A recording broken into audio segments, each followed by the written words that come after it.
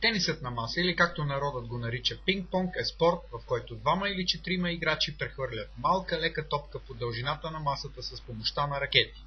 Така простичко е казано за любимия на милиони хора по света спорт в Уикипедия. А за него могат да се напишат дебели томове. Особено за трудните да се обяснат преживявания по време на точно това прехвърляне на топка.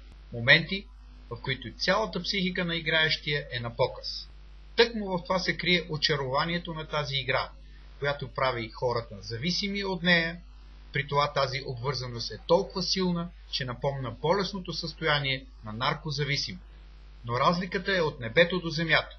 Последното след употреба те удря в земята, даже понякога под нея, да не дава Господ. А нашия пинг-понг ти дава вяра, че можеш да живееш щастливо без суета, стига да има маса и мрежичка близо до дома.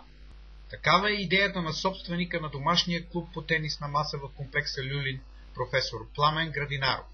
Горният етаж на неговата къща, намираща се в западния край на столицата, той е превърнал в зала за спорта, който обича.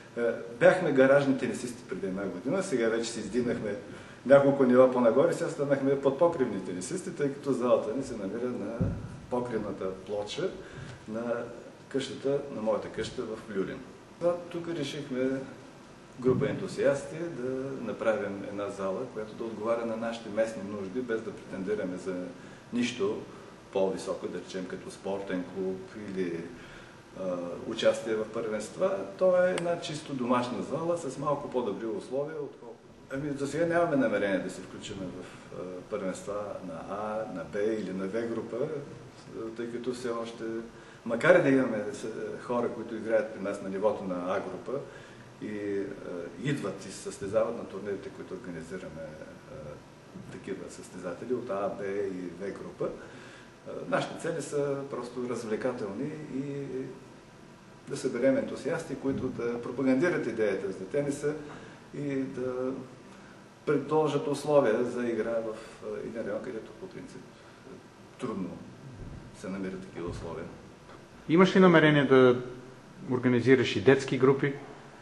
Има много запитвания за това дали организираме детски групи, но за съжаление това вече изисква повече желаещи, най-малко 6 човека, които да участват в такава група и квалифициран треньор. Квалифициран треньор имаме с благословията на господин Тодор Великов, небезизвестния, един от легендите на българския тенис, но за съжаление деца все още нямаме. Иначе средната възраст на играещите тук е около 40-50 години, т.е. хора, които са олегнали с професия и които искат да разморят малко след работния ден и са доста редовни. Имаме преподаватели в вузовете, пиар, работници, компютърни специалисти много. Нямаме женски състав. Явно дамите все още не намират тениса за достатъчно интересен.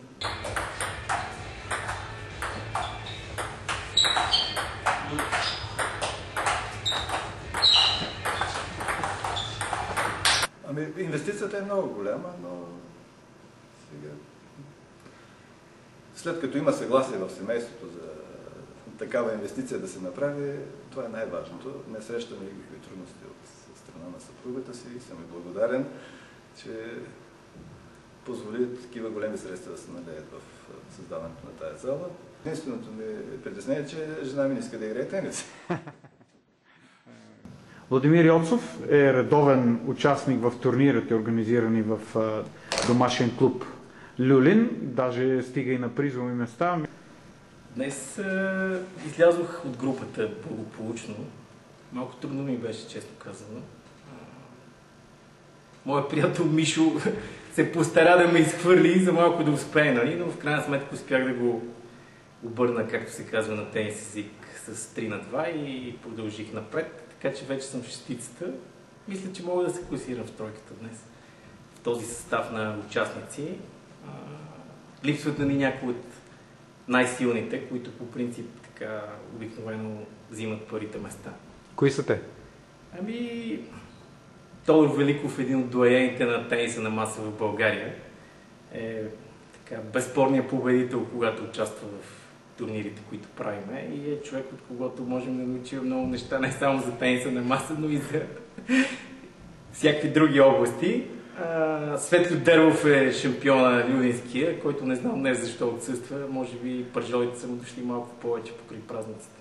Липсва и повече практика, смисъл хората, които така обират първите места или са най-добрите, към които и ние се стремим да качиме нивото до тяхното, имат много повече практика. Вярно, че са и по-възрастни, но наистина практиката им е огромна. Има теории, че човек, за да стане майстор в нещо, трябва да отдели поне 10 000 часа. Те имат сигурно няколко пъти по 10 000 часа отделени. Така че на нас останалите ни трябва повече практика. Техниката е нещо, което човек може да усъвършенства цял живот. Турнирът на 2 януари 2011 година продължи повече от 4 часа. При жестока конкуренция. Така и се очакваше при липсата на фаворитите Бате Тошо и Бате Свето. Игра се в 3 групи. Само първите двама от групата продължават. А от шестицата всеки срещу всеки. Класирането бе: първо място Йордан Димитров.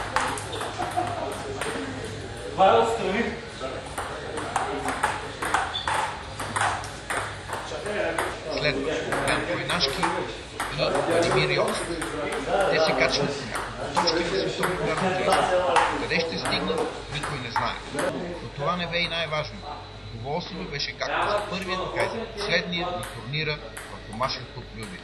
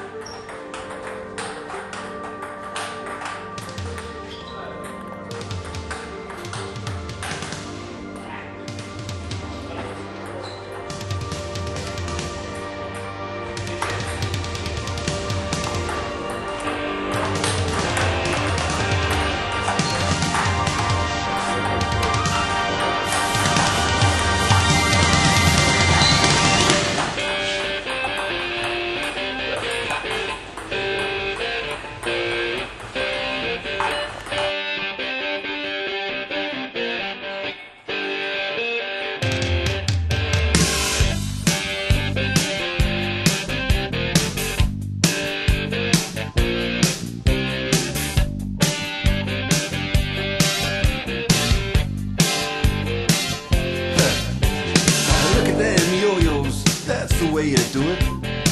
You play the guitar on the MTV. That ain't working.